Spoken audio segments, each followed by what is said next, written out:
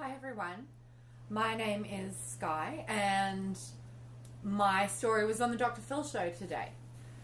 The story was actually filmed back in April 28th, but due to the Hernandez suicide widow interview, it was only just played today on TV. I wanted to basically talk about the show, but more so talk about the chapter, the situation, the scenario, abuse, living with abuse. I wanted to talk about why victims stay. I wanted to address victim shaming because there's a lot of victim shaming, and one of the biggest reasons that battered victims don't leave is victim blaming and victim shaming. I'm going to start by reading a status update that I did on Facebook yesterday. It's a public status update. Anybody can read it. I have no trouble with sharing it. I hadn't really been public at all with the battery, not in the Facebook forum at all. I had, if you've seen the show, then you will know a secret Facebook group was mentioned. The secret Facebook group was a place that I could put documentation of abuse. I couldn't write it in a diary. He would have destroyed it. I couldn't keep it on my computer. He would have destroyed or deleted it. Putting it on a Facebook group, a secret Facebook group, so no one could accidentally come across it, meant that the friends that were a part of that group could save it and back it up and make sure I had a copy. So, for starters, why don't victims leave? Well, let's address the simple, blunt facts. A lot of victims, myself included, were prevented physically from leaving. I'm going to start reading this status and then I'll elaborate on different factors. So I'm just going to get it up on my phone. There have been a lot of comments made on the Dr. Phil's Facebook page, and even comments from people at church who I know, at different churches that I've been a part of. Oh, well, and different people, oh, well, if he hit you hard enough, you'd leave. Oh, well, it can't really be abuse or you'd leave. Oh, well, what are you staying for? Money? Like, people just have no understanding. It's no different to the people that say, oh, well, she didn't want to get raped. She shouldn't have worn a mini dress. It's no different. Instead of telling women that they can't go out at night and wear a short dress, they should be telling men not to rape. Instead of telling women, why are you staying? They should say to the man, why are you battering? So let me read this to you. Sorry, every time I don't touch my phone, I have to enter the password again. And I didn't actually have a password on my phone until I had a relationship with this person. So here it goes. I wasn't going to draw attention to this. I've been pretty vague while in the situation about what I put online. But those that know me know that I don't really have secrets. I would rather mention it before you see it on TV. I know that in the height of things I put some cryptic statuses on Facebook because I had no other outlet to express myself. Imagine being locked in a dungeon with nothing but Facebook. But first let me talk about victim blaming and shaming. So I would try and reach out for help. Sometimes I would put vague comments about feeling like I was in despair and not knowing what to do. And you have to understand, battery is battery. I mean, I'm not saying that other people's cases are easier than mine at all. But I want to point out that being an immigrant from Australia meant a few things. For starters, people seem to have it in their head that if you want to move countries, you just pack a bag and move countries. That's not like, oh, just buy a plane ticket. That's not what it is at all. For starters, immigration is very expensive and very difficult, even if you're married to someone from another country. Secondly, moving countries cost tens of thousands of dollars. For me, it costs over $35,000. I run my own business. I've run my own business since I'm 35. I've run my own business since I was 26, since 2007. I quit my day job in 2008. When you run your own business, you can't just move cities. It would be a bit easier for someone who just had a job, no pets, no commitments, who could just quit their job, move countries, move immigration stuff aside, move countries, move cities, move states. That's one thing. When you run your own business, I had a mortgage, I had my own home, I had my animals. all of that is very, very convoluted. So because I ran my own business, that meant when we got married, December 2014, we got married in Vegas, and we're living in California at the time. I had to fly back to Australia, back and forth 3 times that year. I flew my cats from Australia to America, had to ship all of my stuff over because I didn't have a social security number, because the immigration takes like a year to start it. Not a year in total, a year to begin the process. So when you don't have a social or credit history, I had to pay 6 months rent and 2 months deposit up front. That was 11,000 Australian, and immigration attorney fees were closer to 10,000 than 5, and all of that was over 30,000, and then you have to wait like 6 months for a work permit. So the first time he was violent was when I just got back from Australia in 2015. He was violent the first time. I have photos of the massive bruise. I have a lot of photos from that month. The bruise lasted a whole month. I didn't really conceal it. I was pretty open with people because I didn't want to get in a situation where I had all these secrets. And he promised that he'd never hit a woman before. He would never hit me again. He had very puppy dog eyes. You know, I promise this will never happen again. I'm so ashamed. And I believed it, but I was a little bit wary. 5 months later, the work and travel permit just arrived, just before I had to go back to Australia for more clients for another 9 weeks. I came back for Christmas to the US for 3 weeks, and his behavior was very unpredictable, out of nowhere, like nothing that I had seen. And I started to really see red flags. We'd been married 1 year. Now with immigration, if you are an immigrant based on having married somebody, the process is around 4 years.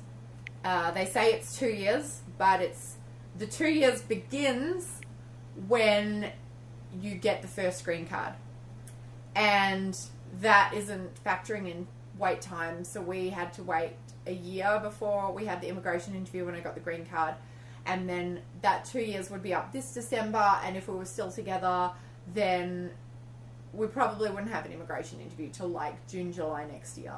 So it's pretty much close to 4 years that you have to be married to the person. So flying my cats back to Australia, flying them to America is a lot cheaper. Flying them out of America would have been about 16,000. Then on top of that, you know, and I didn't have that anymore. And then on top of that, flying my stuff back and restarting my business, which I'd closed in Australia and opened in America. So, you know, I moved. It's a life pocket emptying experience, you know, and so, you know, you do it to do it one way. You don't do it to go back. No one can afford that. So I really didn't know what to do, and I reached out. I had to go back to Australia again January 2016, and then when I got back, his behavior was crazy erratic. He was helping me with a client job, and I went to clean receipts and junk out of the center console of the car, and he slammed it shut on my hand. No reason. There was no argument, and I'm absolutely screaming and crying, "Why did you do that?" "I don't want you to see the receipt for a present I bought you," was his excuse. There was no present. There was no receipt for a present. This was just this sort of crazy thing that would happen. Anyway, so back to this. Victim blaming and shaming. I found myself in a situation I never thought I would find myself in.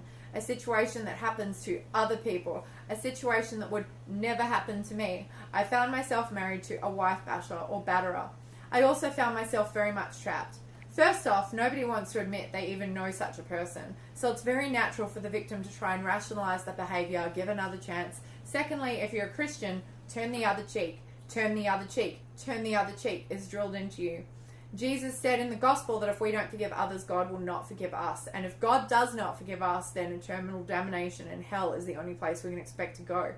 To make matters worse, I had spent more than half of my life savings moving countries to be with him. Between immigration attorney fees, flights back and forth, flying my cats and belongings over, and having to pay 6 months rent and 2 months deposit up front due to lack of credit history in a new country, the cost quickly surmounted to over $35,000.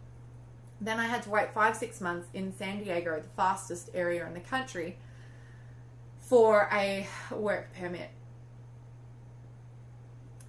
It was the first time that he displayed violence towards me. He was speeding down the San Diego freeway to Santee. He was almost ramming other cars. I begged him to let me out of the car who was going to drive that way, and he punched me so hard in my upper arm that I had a bruise the size of a man's foot that was blue, black, yellow, orange, and then he kept driving crazy. So basically he was driving with this arm, thumped me with that arm, then held me with just force I cannot describe, and I wiggled down the chair and bit his arm until he let me go, and then until he pulled over.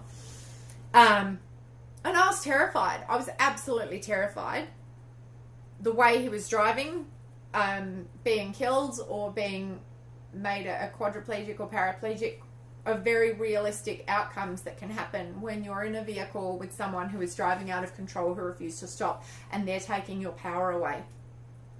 So over that period that I was actually in the US, which was May to September 2015, the violence, there was big gaps between the violence, big gaps. And when he was violent, he would explain it away. He's very good at playing the victim. He had me believing his first wife was this evil bitch from hell, that she was a town bike, that she'd had sex with everybody on the planet except him, and he was this hardworking man neglected by the woman he loved, and I bought it all. And he told me his son was the most important person in the planet, would call his son every single day. His son and his ex lived the other side of the country. After we got married, if I said, "Have you called your son today?" he would fly into a rage. I tried reaching out to his family when he was violent, and his family basically wouldn't believe me. They just said, you know, he's lovely, he's wonderful. We find that very hard to believe. His family said that all of his exes, including his first wife, were totally crazy, and they were very much in a bubble. I did reach out to his first wife, and she listened to what I had to say, and she did not doubt me for a second. She knew him, and she knew what he was like, and she understood. And it was a weight off knowing that somebody else understood. He then kept driving crazily while holding me down in the passenger seat with incomprehensible strength. I didn't want to die or end up in a wheelchair because he wouldn't let me out of the speeding car, so I wiggled my butt down the seat and bit the arm that was holding me until he was screaming and had to pull over. He left me on the side of the freeway where there are no buildings in San Diego. He came back 10 minutes later crying and begging forgiveness, saying he'd never been violent to another woman before and it would never happen again. Since he had a bite mark on his arm from when I made him let me go, his family said, "You're as bad as he is." If I locked myself in the bathroom or bedroom, he would smash the door in, smashing the frame of the door around it, and then tell me, "Look what you did, I'm going to get you evicted. I'm showing the landlord," when I was crying in the bathroom or the bedroom trying to keep him out. In Australia, if you call the police, they will come and de-escalate the situation without arresting anybody, but in California, the situation is very different. I tried calling the police numerous times, and he would either grab my phone and overpower me, or he would terrify me from calling them, telling me that if I called them, he would be arrested and lose his job. Then I, who was waiting for a work permit 2.5 years ago, would be homeless and on the street and deported. My immigration attorney told me to document everything, only by this time he had an accident at work and was on workman's comp and supervising my every move all day, every day. I would turbo type emails, details of events, and text or Facebook them to different friends just so I had a record that he could not erase because somebody else had it. Once in SoCal, a friend of mine had 2 officers from the Vista Sheriff's Department show up at my door and ask me if I was okay. They almost caught him in the act if they'd shown up 30 seconds earlier. I was so afraid of what he would do that I lied to them and said that I was fine. So what you have to understand is when somebody's beating you and you're on the floor and they're kicking you, or they're grabbing both your wrists and twisting them, trying to break them, that fills you with so much terror that you don't know what that person is capable of. You know, there was a couple of times that I spent a night at a friend's place, and my friends, you know, they would either tell me one of two completely contrasting things. They would tell me, you need to, you need to work on your marriage. You're a quitter. Don't be a quitter. I had a very close friend of mine back home tell me that I was being a quitter and that marriage isn't easy and this is just what happens and you need to not be a quitter.